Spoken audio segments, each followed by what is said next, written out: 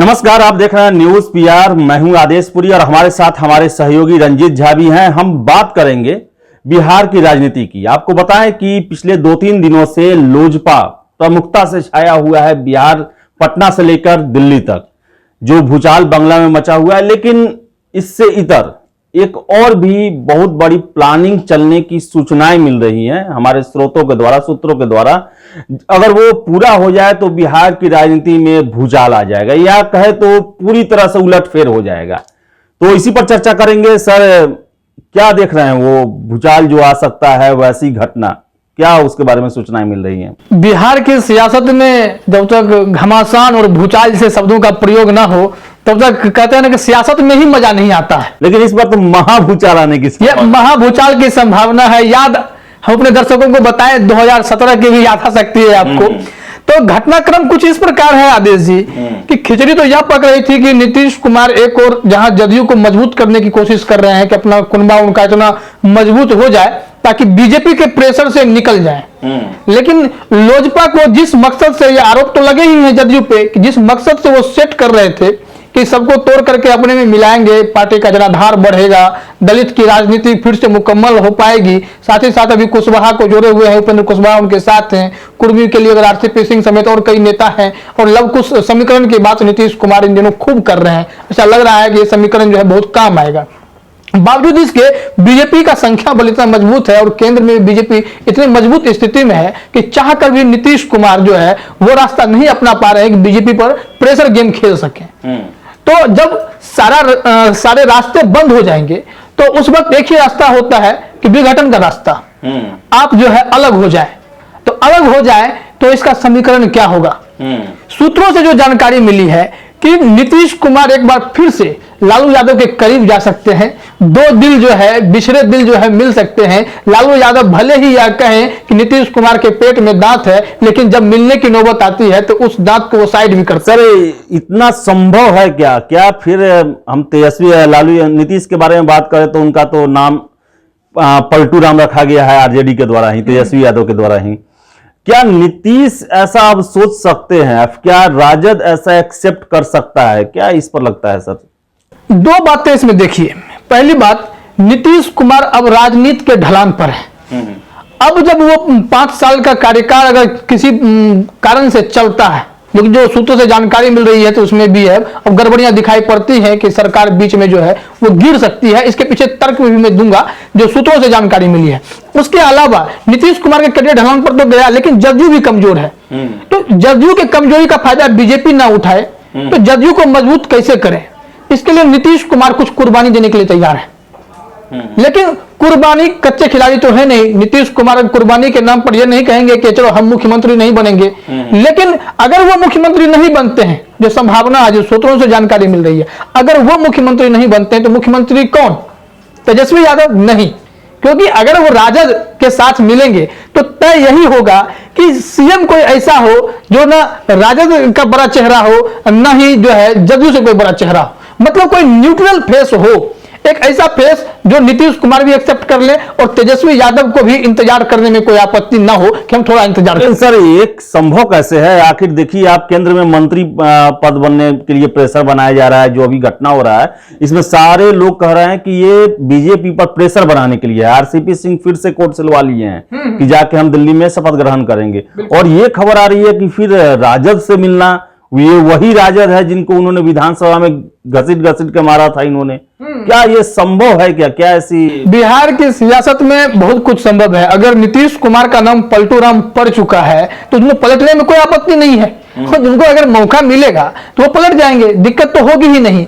बात यह है कि आप इस घटनाक्रम को जरा समझिए। लालू यादव का जन्मदिन होता है और तेज प्रताप यादव जीतन राम मांझी से मिलने जाते हैं और जीतन राम मांझी की बातचीत फोन पर कराते हैं। 11 मिनट की बातचीत होती है। उसमें संभावनाएं तलाशी गई थी। संभावनाएं यह थी कि अगर कोई न्यूट्रल सीएम होता है, अगर नीतीश कुमार को हम ऑफर दें, उन्हें एक्सेप्ट कराए कि चलिए ठीक है आप भी मुख्यमंत्री मत बनिए, और अब तो पहले भी कह रहे हैं कि हम दबाव के मुख्यमंत्री थे, हम इस बार मुख्यमंत्री नहीं बनना चाह रहे थे। तो इस चीज के लिए लिए नीतीश कुमार तैयार तो है कि अगर हमें मुख्यमंत्री पद से बीच में हटना भी पड़े तो मजबूरी का सीएम मांझी को जब बना सकते हैं, तो इस बार न्यूट्रल सीएम की तैयारी भी हो सकती है। तेजस्वी यादव को भी लालू यादव मना लेंगे, क्योंकि इस बार अब वो खुले तौर पर राजनीति कर रहे हैं। जितने प्रौढ़ हैं, लेकिन ये तो जाना माना नाम है बिहार में राजनीति में, कोई सबसे बड़ा राजनीतिक जो प्रौढ़ व्यक्ति है यहाँ पे अभी लालू यादव जो सक्रिय है पॉलिटिक्स में, तो वो जो है ये फैसला ले सकते हैं। तो लालू यादव के फैसले से ये होगा कि बीच का रास्ता निकलेगा, तो उसी ऑफर में तो फिर वो व्यक्ति कौन होगा, वो चेहरा कौन हो सकता है, जो कि अगर न्यूट्रल व्यक्ति के सीएम बनने की बात हो रही है तो चेहरा कौन हो सकता है जिस पर आरजेडी तैयार हो या ना हो, नीतीश कुमार तैयार हो, क्योंकि नीतीश कहीं हाथ में गेंद है अभी। नीतीश कुमार के पाले में अगर गेंद है तो तैयार कौन होगा? इसमें देखिए, अभी जो हम चर्चा कर रहे थे कि मांझी के पास तेज प्रताप यादव गए थे, मांझी से मुलाकात हुई थी। मांझी अब डिप्टी सीएम नहीं बन सकते हैं, मांझी मुख्यमंत्री रह चुके हैं। यही कारण है कि वो मंत्रिमंडल में भी, कैबिनेट में भी शामिल नहीं हो पाते हैं, क्योंकि उनका जो अब ओहदा बड़ा हो गया, वो ऐसे लेवल पे चले गए, अब शायद वो राज्यपाल बन जाए या सांसद बन जाए या फिर कहीं और चले जाए। तो लेकिन विकल्प बचता है कि सीएम बन सकते हैं। सीएम बनेंगे तो नीतीश कुमार को थोड़ा खटकेगा, लेकिन नीतीश कुमार इस बात से राजी भी हो सकते हैं कि हमने इन्हें पहले भी मौका दिया है, गिले शिकवे दूर हो चुके हैं, अब जीतन राम मांझी जो है हमारे कंट्रोल में चलेंगे। क्योंकि एक झटका तो नहीं लगा, तो मांझी भी ये चीज जानते हैं कि अब सत्ता मिलेगी तो केजरीवाल के स्टाइल में सत्ता मिलेगी, तो अब कुछ ऐसा नहीं करना है कि हमको सत्ता से हाथ धोना पड़े। सर मैं अगला नाम आपसे पूछूं उससे पहले मैं ये पूछना चाहूंगा कि ये ऐसा जो आप एक्सपीरियंस बता रहे हैं कि आरजेडी भी नीतीश से एक बार धोखा खा चुकी है, क्या दूसरी बार खाने के वो ऐसा जतन करेगी क्या?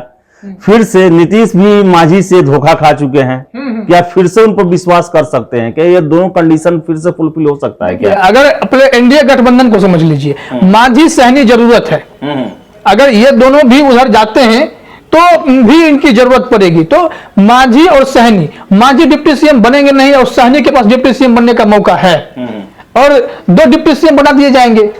ये हो सकता है कि तेजस्वी यादव डिप्टी सीएम बनने के लिए तैयार हो जाए मुकेश सहनी के साथ में, और सीएम कैंडिडेट जो है मांझी को सर्वमान्य तौर पर स्वीकार किया जाए, यह हो सकता है, क्योंकि कोई और चेहरा अगर बनेगा तो विवाद खड़ा होगा। लेकिन सब लोग जानता है सर कि मांझी जी जो हैं वो स्थिर नहीं रहते हैं, बदलते रहते हैं, इसके अलावा कौन सा चेहरा हो सकता है? अब स्थिर होने की वजह है उनके पास, पहली बात तो है स्थिर होने की वजह इसलिए है क्योंकि जिस दल में कुदक कुदक के वो जाते, वो दोनों दल साथ रहेंगे, तो मांझी हिलेंगे नहीं।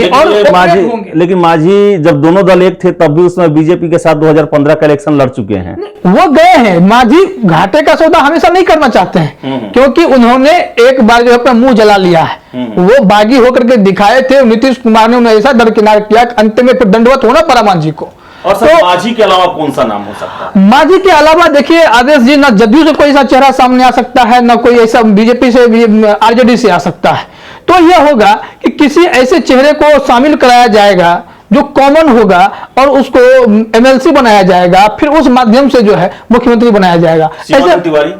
शिवानंद तिवारी कतई नहीं, वो राजनीति में अब रिटायर की स्थिति में है, तो उन पे कोई दाव नहीं लगाएगा, क्योंकि उन्हें पार्टी में भी राष्ट्रीय उपाध्यक्ष भले ही बना दिया गया है, लेकिन पार्टी में उस तौर पे एक्टिव नहीं है। कई बार उन्होंने खुल करके तेजस्वी यादव पे भी आरोप लगा दिए कि सीनियर लीडर्स की बात जो है तेजस्वी नहीं सुनते हैं। एक बीच में साल भर के लिए अज्ञातवास पे भी चले गए थे, बोलते मैं पार्टी गतिविधियों से दूर जा रहा हूं तो मुझे भी कोई डिस्टर्ब ना करे। तो शिवानंद तिवारी जो है वो नाम। सर लेकिन मैं एक बार और आपसे पूछना चाहता हूं कि क्या नीतीश कुमार बीजेपी से ज्यादा कंफर्टेबल आरजेडी के साथ फिर से अपने आप को महसूस कर सकते हैं कि ऐसा कदम उठाने के बारे में, या फिर ये ट्रैप तो नहीं है बीजेपी पर प्रेशर डालने के लिए एक उनके तरफ एक मैसेज छोड़ दिया गया हो कि हम आरजेडी से भी बात कर रहे हैं, हमारी बात चल रही है, और डर से जो है बीजेपी इनकी सारे मांगों को केंद्र में मान ले? बातें दोनों हो सकती हैं। नीतीश कुमार दोनों जगह अभी बीजेपी में भी दबाव झेल रहे हैं और वहां जाएंगे तो बड़ा दबाव झेलेंगे, वहां मुख्यमंत्री पद से हाथ धोना पड़ जाएगा आरजेडी में। समस्या यह होगी कि अगर महागठबंधन में वो शामिल होते हैं तो मुख्यमंत्री पद उनके पास नहीं रहेगा, कोई बीच का चेहरा आ जाएगा। बीजेपी के पास जो है कम से कम दबाव में ही सही वो सीएम बने हुए तो हैं, इस उम्र में वो सीएम बने हुए हैं जहां पे लोग कहता है कि इनको रिटायर हो जाना चाहिए, लगातार लोग बोल रहे हैं, लेकिन वो बने हुए हैं। तो ऐसे में ये बात आपकी सही हो सकती है कि प्रेशर पॉलिटिक्स की जो है एक जो रणनीति होती है उस रणनीति के तहत नीतीश कुमार कदम फूंक रहे हैं और कदम चल रहे हैं। अभी क्या होगा कि केंद्र में जो इनका जो आलाप है कि दो कम से कम जो है मंत्रिमंडल में आदमी शामिल हो, चर्चा चलती है एक नाम की कि आरसीपी सिंह को ही सिर्फ दिया जाएगा। अगर आरसीपी सिंह को दिया जाएगा तो ललन सिंह कितने दिन तक नाराज बैठेंगे? ललन सिंह के पास भी तो कोई जिम्मेदारी होनी चाहिए। केंद्र में जो एक लोकसभा एक राज्यसभा से दो लोगों को वो शामिल कराना चाहते हैं। तो अगर ये दोनों लोगों को केंद्र में जगह मिल जाती है तो फिर नीतीश कुमार जो है थोड़ा शांत हो जाएंगे। और खास करके जो इनका मंसूबा था कि लोजपा को अपने पास मिला लेते पांचों को, लेकिन वो भी नहीं हो सका। तो नीतीश कुमार जिस हिसाब से पार्टी को मजबूत करना चाहते हैं थ्रू लव कुश समीकरण, आरसीपी सिंह, उमेश कुशवाहा, इसके माध्यम से क्या लगता है सर, बीजेपी इनके इस जो फैसला है जो भी भीतर भीतर ये लिया जा रहा है, क्या इसके प्रभाव में डर जाएगी, सारे इनके मांगों को पूरा कर लेगी गठबंधन बचाने के लिए, या फिर अपना स्टैंड लिए रह सकती है? संभावना है आदित्य जी कि बीजेपी फिलहाल जो है नीतीश कुमार के साथ सांठगांठ करे, मैनेज करे और थोड़ा सा दबाव में ही चलना पड़ेगा बीजेपी को, अगर ये पूरा प्रेशर आ जाता है तो। क्योंकि बीजेपी अभी किसी हालत में ये नहीं चाहेगी कि उनके राज्यों में संख्या लगातार कम होती जाए कि हम अब यहाँ सरकार में नहीं है, अब हम यहाँ सरकार में नहीं है। तो इस परिस्थिति से बचने के लिए जो बीजेपी जो है उनकी मांगों को मान सकती है, क्योंकि केंद्रीय मंत्रिमंडल में अभी स्थिति ऐसी है कि अगर दो कैंडिडेट अगर जेडीयू से चले भी जाते हैं वहां पे कैबिनेट में शामिल हो जाते हैं तो भी पर्याप्त जगह खाली है कैबिनेट में कि वहां पे लोगों को शामिल किया जा सके। तो जदयू को अगर ये जदयू की जो मांग है वो पूरी हो जाती है तो नीतीश कुमार तो फिर से जदयू की एक और भी हम मांग जो है वो है चिराग को साइड करने का। तो क्या बीजेपी ये भी कदम उठा सकती है कि चिराग पासवान या लोजपा से एक भी? बीजेपी की देखिए, बीजेपी की नजर बनी हुई है लोजपा की गतिविधियों पर। अगर लोजपा की गतिविधि में अगर ऐसी स्थितियां उत्पन्न हो गई हैं कि पशुपति पारस से लोजपा को चलाएंगे, चिराग अकेले क्या कर लेंगे, और कमजोर घोड़े को कोई जो है हाथ नहीं लगाता है। तो ऐसी परिस्थिति में कमजोर घोड़े हो जाएंगे अगर चिराग पासवान, तो फिर केंद्र में भी शायद उनकी पूछ नहीं होगी। और कल चिराग पासवान का आपने एक स्टेटमेंट सुना होगा, उन्होंने कहा था कि अगर राम से मदद मांगनी ही पड़ जाए तो फिर भक्त हनुमान कहेगा। मतलब वो हनुमान है, वो भगवान राम की ही मदद करेंगे, लेकिन राम जी से मदद नहीं लेंगे। कारण ये भी हो सकता है कि राम जी ने मदद ही नहीं की हो, राम जी ने कोई हेल्प ही नहीं किया इनका। तो फिर अब अलग थलग पड़ गए हैं, वो अलग हनुमान, कमजोर हनुमान है ये। तब कैसे बीजेपी की मदद करेंगे? और जब बीजेपी को कोई मदद मिलेगी नहीं तो बीजेपी क्यों इन्हें केंद्रीय कैबिनेट में शामिल करेगा? तो इससे ये समस्या समझ लीजिए कि बीजेपी चाहेगी कि बिहार में सरकार बची रहे, लेकिन नीतीश कुमार प्रेशर बना बना करके स्थिति उत्पन्न करे। क्या संभावनाएं क्या लगती है, क्या होगा अंत में? अंत में यह होगा कि दो ही बात, अगर बीजेपी दो मंत्रिमंडल देने के लिए तैयार हो जाए तो नीतीश कुमार टिके रहेंगे। अगर नहीं मानते हैं तो न्यूट्रल सीएम वाला जो फॉर्मूला जो हम लोगों को जो जानकारी मिल रही है उसमें जाने से नीतीश कुमार चुकेंगे नहीं। तो सरकार वहां पे एक बार फिर से आपको महागठबंधन की दिख सकती है, क्योंकि लगातार यह आरोप लगाए जा रहे हैं, चर्चाएं भी चल रही है, सरकार बचा सको तो बचा लो। तो शायद जो है सरकार नहीं तो इसका मतलब जो आरजेडी का था कि सरकार बचा सकता है तो बचा लो, वो जदयू को नहीं बल्कि बीजेपी के लिए था। बीजेपी के लिए संदेश था। अच्छा, सरकार बचा सको तो बचा लो, यह संदेश वही जा रहा है। क्योंकि जैसे जैसे देखिए लालू यादव के जन्मदिन से जैसे जैसे पॉलिटिकल एक्टिविटीज आरजेडी की आप देखिए, तो जिस तरह से मांझी से मुलाकात हुई, उसके बाद बयानबाजियों का जो दौर शुरू हुआ, वहीं से आप शब्दों को पकड़िए, अटकलों को देखिए, और जो सूत्रों से जानकारी मिल रही है उस सारी कड़ियों को जोड़ करके देखिए आदेश जी, स्थिति स्पष्ट लगेगी कि नीतीश कुमार इधर नहीं तो उधर जाने के लिए अब तैयार है, बीच में फंसने वाले नहीं। नीतीश कुमार जो है वो एक बार फिर से पलटी मारने का जो है वो मूड बना रहे हैं, लेकिन आपको बताएं कि ये ट्रैप भी हो सकता है आरजेडी के लिए। और आरजेडी पहले ही कहा था सरकार बचा सकते हो तो बचा लो, तो उनका अब जो लग रहा है वो इशारा बीजेपी की तरफ था। तो नीतीश कुमार जो है वो शब्दवेदी बांध चला रहे हैं, जो कि जा कहीं और रहा, निशाना कहीं और है। लेकिन देखिए जो सूत्रों से जानकारी है उस पर बीजेपी प्रेशर में आके सारी इनकी मांगों को मानती है या फिर इनको टाटा बाय बाय कर देती है, फिर से बिहार में महागठबंधन की सरकार बन जाती है या नया मुख्यमंत्री बनता है, ये समय बताएगा। लेकिन जो सूचनाएं मिली ये काफी जो है बिहार की राजनीति में भूचाल लाने वाला है, और देखते हैं कि क्या होता है आगे। फिलहाल इतना ही, बहुत बहुत धन्यवाद। धन्यवाद।